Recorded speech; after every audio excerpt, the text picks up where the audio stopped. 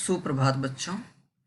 गूंगे कहानी में आपको वीडियो 4 के माध्यम से संकेत कर दिया गया था। अब उस सत्र के पश्चात ही अगला वीडियो आपके लिए प्रस्तुत है। तो घृणा से विक्षुब्ध होकर चमेली ने कहा, क्यों रे, तूने चोरी की है?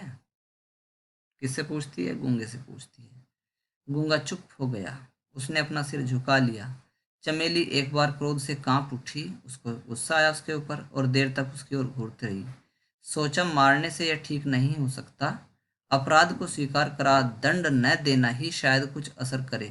यानी वो उसको उसके अपराध को स्वीकार भी कराना चाहती थी और साथ साथ दंड भी नहीं देना चाहती थी, ताकि उस पर थोड़ा सा पॉजिटिव सकारात्मक प्रभाव पड़े। और फिर कौन मेरा अपना है? रहना हो तो ठीक से रहे। उसको वो ये भी कह देती है, हिदायत देती है कि मेरा अपना सगा बेटा थोड़ा ही है तू। रहना है तो ढंग से रहे, यहाँ घर में चोरी करनी ठीक बात नहीं है। तो उसने कोई छोटी मोटी चोरी कर ली होगी जिस पर वो नाराज हो जाती है और सोचती है कि इसको दंड ना दूं, केवल एहसास कराऊं कि उसने ये काम गलत किया है। रहना है तो ठीक से रहे, नहीं तो जाकर सड़क पर कुत्तों की तरह जूठन पर जिंदगी बिताए। जैसे कुत्ते पत्तल चाटते फिरते हैं, वैसे ही तू भी पत्तल चाटता फिर, दर दर अपमानित और लांछित होता फिर। और यदि रहना है तो ढंग से रह ले इस घर में। आगे बढ़कर गूंगे का हाथ पकड़ लिया और द्वार की ओर इशारा करके दिखाया, क्योंकि वो संकेतों को समझता था। निकल जा, इस घर से निकल जा। गूंगा जैसे समझा नहीं, लेकिन ये बात गूंगे की समझ से बाहर थी। बड़ी बड़ी आंखों को फाड़े देखता रहा कि ये कह क्या रही है। कुछ कहने को शायद एक बार होंठ खुले भी, किंतु कोई आवाज नहीं निकली। चमेली उसके प्रति कठोर ही बनी रही, कठोरता से उससे बात करती रही। वो उसके हाव भाव से समझ रहा था कि वो उससे नाराज है। अब के मुंह में से अब के मुंह से भी साथ साथ कहा, जाओ निकल जाओ। अभी तक तो इशारा करके कहा था दरवाजे की ओर के, जा यहाँ से निकल जा, लेकिन अब वो बोल के भी कहती है कि जा इस घर से निकल जा।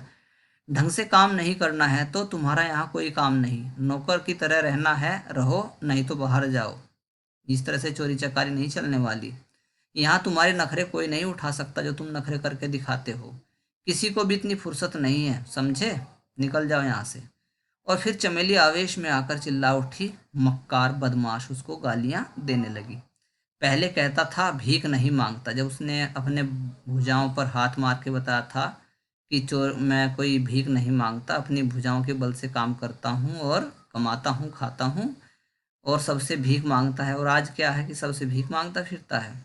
रोज रोज भाग जाता है तो उससे कई तरह की नाराजगी कारण बनती हैं। पत्ते चाटने की आदत पड़ गई है, इधर उधर भटकने की आदत पड़ गई है तुझको। कुत्ते की दुम क्या कभी सीधी होगी? यानी जो तेरे में दोष है उस दोष को कैसे निकालूं? नहीं नहीं, रखना है हमें। तुझे नहीं रखना चाहती मैं। जा, तू इसी वक्त निकल जा मेरे घर से, यहाँ रहने की जरूरत नहीं है।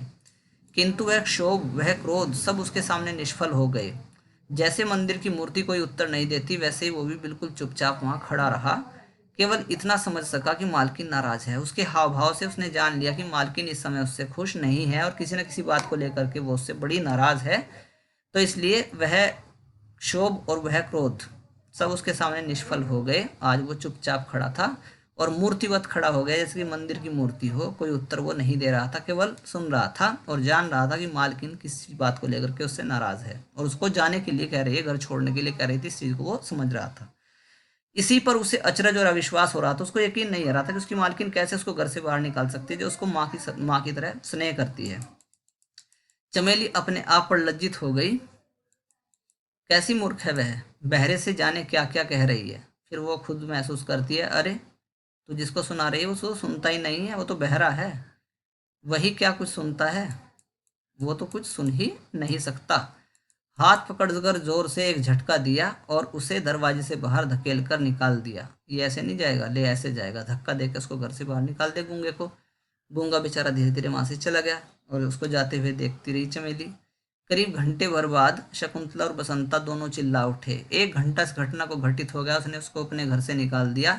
तो 1 घंटे के बाद में दोनों बच्चे शकुंतला और बसंता चिल्ला के कहने लगते हैं, अम्मा अम्मा। क्या है? चमेली ने ऊपर से ही पूछा, क्या है, क्यों शोर मचा रहे हो? गूंगा, बसंता ने कहा। वो देखो गूंगा आ गया है। किंतु कहने के पहले ही नीचे उतर कर देखा, गूंगा खून से भीग रहा था। उसको बहुत सारी चोट लगी हुई थी, उसका सिर फट गया था। वह सड़क के लड़कों से पिट कर आया था, आवारा लड़कों से वो पिट के आया था। क्योंकि गूंगा होने के नाते वह उनसे दबना नहीं चाहता था, उसमें आत्मसम्मान था। कोई बात उन्होंने चिढ़ाने की कही होगी, वो चिढ़ गया होगा और उसने उन पे हाथ उठाया होगा, तो इस वजह से जो लड़के थे, आवारा लड़के, उन्होंने उसकी खूब पिटाई कर दी थी।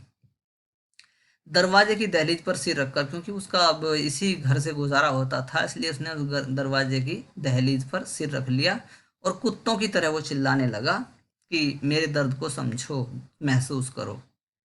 और चमेली चुपचाप देखती रही। उसको अपनी गलती पर एहसास हो रहा था कि मैंने क्यों इसको घर से बाहर निकाल दिया, यदि ना निकालती तो उसके साथ में ये दुर्घटना ना होती। देखती रही कि इस मुंह का अवसाद में युगों का हाहाकार भरकर गूंज रहा है। वो जो दुख व्यक्त कर रहा था रोता हुआ, तो वो केवल उस समय का दुख नहीं था, बल्कि युगों युगों का इन गूंगों का वो दुख था। ये गूंगा तो केवल एक प्रतिनिधि था। जीवन में बहुत सारे व्यक्ति ऐसे हैं जो विकलांग होते हैं, अपने दुख दर्द को कभी किसी के सामने व्यक्त नहीं कर सकते, और गूंगा जो चिल्ला रहा था, कराह रहा था, उसमें केवल उसकी आवाज़ नहीं थी, बल्कि सभी विकलांगों की आवाज़ उसको महसूस हो रही थी। और ये गूंगे, अब यहाँ गूंगे शब्द बहुवचन में आया है और टाइटल भी इसका बहुवचन में है, गूंगा ना होकर के गूंगे हैं, इस पे एक प्रश्न भी आएगा आगे। और ये गूंगे अनेक अनेक हों, संसार में भिन्न भिन्न रूपों में छाए हैं, यानी दुनिया में कई तरह के विकलांग व्यक्ति हैं जो कहना चाहते हैं पर कह नहीं पाते, उनकी बात को कोई समझ नहीं पाता, जिनके हृदय की प्रति हिंसा, न्याय और अन्याय को परख कर भी अत्याचार को चुनौती नहीं दे सकती। उनमें बाहुबल होता है, लेकिन वो अपनी वस्तु स्थिति को जानते हैं, परखते हैं, समझते हैं, इसलिए वो कभी किसी का विरोध नहीं कर पाते, क्योंकि बोलने के लिए स्वर होकर भी स्वर में अर्थ नहीं है। अब उनके पास में आवाज़ नहीं है, न शब्द हैं, इसलिए वो अपनी बात को कहने में असमर्थ होते हैं। और चमेली सोचती है, आज दिन ऐसा कौन है जो गूंगा नहीं है, यानी बहुत सारे लोग ऐसे हैं जिनकी बात को कोई दूसरा समझता नहीं। यानी अब क्या कह रही है वो कि केवल गूंगे ही गूंगे नहीं हैं, बल्कि जो बोलने वाले हैं वो भी गूंगे हैं, क्योंकि हम में से बहुत सारों की बात को समझा ही नहीं जाता। किसका हृदय समाज, राष्ट्र, धर्म और व्यक्ति के प्रति विद्वेष से, घृणा से नहीं छटपटाता, किंतु फिर भी कृत्रिम सुख की छलना अपने जालों में उसे नहीं फांस देती, क्योंकि वह स्नेह चाहता है और समानता चाहता है। तो बहुत सारे लोग हैं संसार में जो स्नेह और समानता के भूखे हैं, लेकिन उनकी बात को कोई सुनता नहीं है, इसलिए वो अपनी बात को कहने में असमर्थ रहते हैं। तो बच्चों, ये कहानी पूरी हो गई है। उसके पश्चात ये प्रश्नोत्तर है, इसका आपको अगले वीडियो में विवेचन मिल जाएगा। बहुत बहुत धन्यवाद। पढ़ते रहिए, अपना ध्यान रखिए।